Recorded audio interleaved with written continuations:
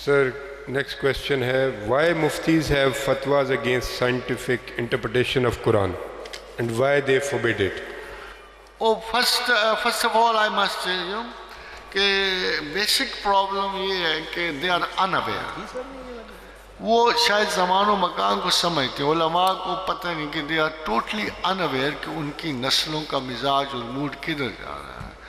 ان کو سمجھ نہیں آتی کیونکہ وہ خود شاید ٹی وی دیکھتے ہیں کہ نہیں دیکھتے، کمپیوٹر چلاتے ہیں یا نہیں چلاتے، ان کی اولاد چلاتی ہے.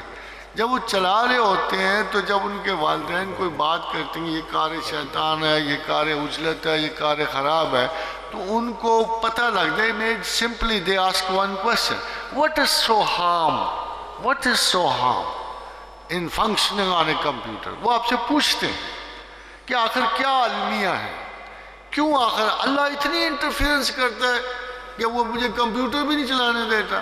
تو یہ سوال وہ ہے جو ڈائریکٹلی مذہب کی کور تک پہنچتے ہیں، اور ہم ان لوگوں کو سمجھا کے تھک گئے ہیں کہ بھائی میاں اب ماں مقیمہ کی روٹی نہیں چلے گی، اب درس نظامی نہیں چلے گا، اب لمزی چلے گا.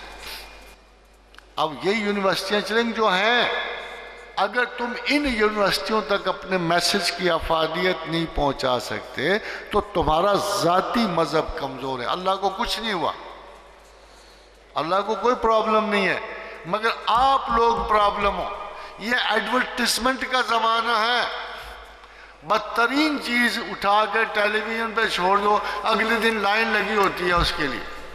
اور اللہ کے لیے کتنے برے ایڈورٹائزر. میں تو اسے بار بار کہتا رہتا ہوں کہ اپنا کم از کم انفارمیشن ڈپارٹمنٹ اور ایڈورٹیزمنٹ کا ڈپارٹمنٹ ذرا اچھا اور بہتر کر، ورنہ یہی اشر ہوگا تیرا جو ہو رہا. اگر اس وقت دنیا میں اگر کوئی بدترین ریپریزنٹیشن ہے تو اللہ کی ہو رہی ہے.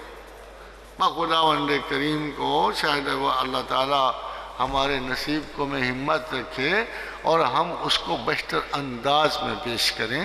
تو اللہ بہتر انداز میں اول تو ان احکامات سے ہوگا جب ہم ان کو اپنے باطن میں سموئیں گے. پہلے بھی تو ہوا تھا نا، اور وہ ابو عبیدہ بن الجراح میں ہوا تھا نا، خالد بن ولید میں ہوا تھا نا.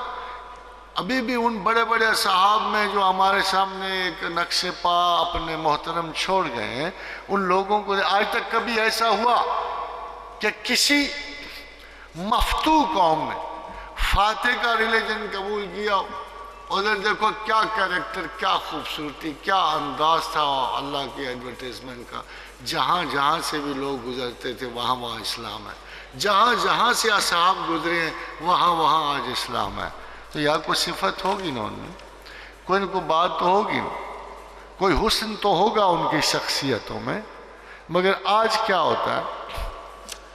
This is a question for us. How do we represent God? It's not a question of Maulvi. All of us, we represent God because we believe in God. نہیں مانتے تو چھٹی، آپ کا بھی پرابلم ختم، اللہ کا بھی.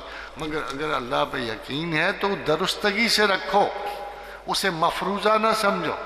وہ خیال نہیں ہے، وہ حقیقت کبریٰ ہے. Thank you, sir.